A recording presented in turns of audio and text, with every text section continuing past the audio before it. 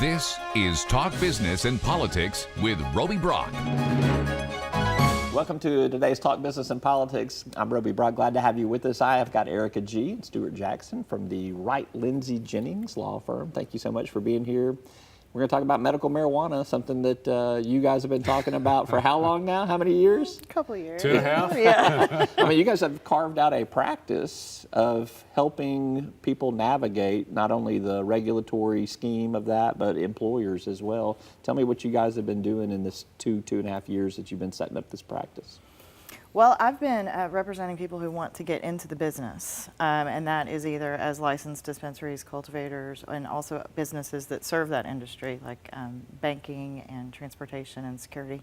Do we have banks that are going to service that industry? We do. We can talk about that later. All right, we'll get to that. Stuart, what have you been focused on? I'm trying to help businesses with employees not go crazy and not lose their head and try to tell them it's going to be okay. We can get through this. Is it is it the same kind of scenario as you have somebody that has medication for a prescribed drug in terms of whatever it might be? It can be. I mean, employers are ultimately going to have a lot of leeway, I think, when it comes to how you treat medical marijuana. You could choose to treat it like a prescription drug, or, given the language in the amendment and the language in Act 593, you could ban use, you could ban possession in the workplace. And a lot of people bring prescription drugs to work, they use prescription drugs. But there are different rules for medical marijuana that employers, that businesses could take advantage of if they wanted to. Yeah, now you guys have been going around the state putting on a series of workshops. Are you involved in those as well as Stuart? Stuart and I have done a number of the these dog together. And pony show? You're the pony, he's the dog, by the way. Yeah, we've done a lot in Arkansas, and I've also done some in Oklahoma. Yeah. I haven't gotten Stuart into Oklahoma yet. Not yet. Is it the same everywhere? I mean, do you field the same questions everywhere? Do you encounter the same apprehensions, concerns in each one, or are different parts of the state somewhat different? Well, from the employer side, I think the questions are the same everywhere. And one of the things that's interesting about being in both states is Oklahoma they just passed it in June, but they've been selling since the end of October. So they're further along in figuring out how does this actually going to work with employers and employees than we are in Arkansas. Yeah, the differences between the two laws, I mean, we were highly regulated and formal in terms of the process of what you had to go through.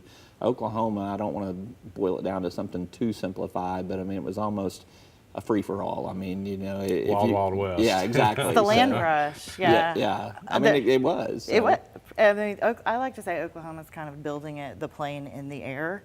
That's a great way to describe it. Well, I mean, they got started, and now they're pulling ours out of the hangar, I think, still, yes. And it's been taking some time. I think the first question I always get is, do we really have to do this? And the answer is yes, you do. I mean, it basically, if someone appears at your doorstep with a medical marijuana certification card, don't have a knee-jerk reaction and just tell them they're fired or get out of my face. That's gonna cause you a real problem, because we're basically dealing with a new protected class. It's everyone knows you can't discriminate against someone because of their race or their gender or their age. Now you can't discriminate against someone because they have a medical marijuana card. Yeah. And that's what I'm really trying to get across to people, is that you've got some rights, you've got some protections as a business under the laws, but you can't just decide I'm not going to deal with this. Yeah, it's going to be a blanket no there. Tell me what you're seeing in terms of the increase in activity now that we do have a couple of dispensaries that are open, and there are some other growers that are coming online. What have you seen in terms of cards being issued, and what have you seen in terms of where we are with the growers and the dispensaries? Well, the patient count has started to increase now that the dispensaries are finally open. It's still relatively slow. They're adding about 500 a week, and we're at about 12,000 right now in the state of Arkansas. Best guess is we're going to end up somewhere probably around 50,000 or 60,000 So people in the state. we got a long ways to go. We got a long ways to go. And just as a point of contrast, in Oklahoma, there's 120,000-ish patients, and they're adding about 7,000 a week. So it's a very different, I mean, one of the things I think people need to know is this isn't happening overnight. It's a slow rollout. It's going to continue to be a slow rollout. There's only 2 dispensaries open, and most people think there'll probably be 3 more by the end of the year. Yeah, but what did Oklahoma do different than Arkansas? I mean, again, that's a huge, wide open question, but just how did they get so many open so quickly? Well, in Oklahoma, if you meet the minimum requirements, you get a license, and the requirements are pretty minimum. What are, I mean, For a business? Yeah. $2,500, no criminal background that's disqualifying. You can still have a felony and own a dispensary in Oklahoma. Oh, really? Yes, Okay. as long as it was far enough in your past. I But gotcha. I mean, it was a completely different process. I mean, you show up, you get a card, and they've taken a let the market sort it out kind of approach in Yeah. Oklahoma. You like the approach we've taken a little bit better? It's been a little more From measured? a business standpoint, from an employer standpoint, yes, because it's taken longer and people are getting their heads around it. I would feel sorry for any employer in Oklahoma that woke up and had to deal with this just overnight, because it's not an easy topic. Yeah, I mean, how are they coping with that? How does a business in Oklahoma, do they just are they just, I got no control over this, or are they trying to put some particular practices in place? Oklahoma caught up with Arkansas. Arkansas, back in early 2017, passed some modifications to the amendment that were employment related. And I think Oklahoma just did that a few months ago. It goes into effect in August. Yeah. That puts into place some protection for employers, especially when it comes to safety sensitive or dangerous type jobs. You don't want someone who's a current user of medical marijuana driving a bulldozer for you, or being direct care staff. Any other or heavy something like equipment? that. I think that's on the prescription bottle that I look at when No I'm heavy occasionally having equipment. something going on That's there. right. So what does the commission still have to do in y'all's estimation in terms of what are some things that still need to be put in place? I think we've recently gotten maybe transportation rules out there. But what are some things that are still to come? The commission is working on Mm-hmm. rules for the regulatory structure and to license transportation companies and processors. And I think What's a processor? processor is something a lot of people aren't really aware of if you haven't been in one of these states, but it's all the value-added products. It's all the edibles, it's the vape pens, it's taking the flower and turning it into something else. And the array of products that are available in that category, I think people will be really surprised by. Yeah, I think the legislature's trying to curtail some of that. So Well, anything Arkansas that appeals to legislature. children. Yeah. But there's, Stuart but all and of I those have things had, could still be for adults, is what you're saying. Yes. So, okay. Yes. I mean, it's really more like anything you might find in the drugstore is now available with THC content in states where they have. So creams, salves, patches, pills, Toothpicks. gummies, toothpicks. Really? Really. After dinner, I need to take my medicine. Here Yeah, you go. an you know. infused toothpick. Interesting. Vapes, vape pens, and edibles are probably the most popular products in dispensaries. So it's not a Cheech and Chong kind of scenario, which I think Yeah. is what a lot of people are Yeah. expecting. I think you're right. It's interesting. So where do you still see work to be done with employers? Do you think you ever get to full capacity of knowing what to expect, or will the developments from the commission and the regulations continue? I think the General Assembly did a good job of laying out some rules for employers, and it's really now up to employers to get their head around it, the whole idea of medical marijuana, decide how they're going to treat medical marijuana, and then implement handbook policies. You can maybe.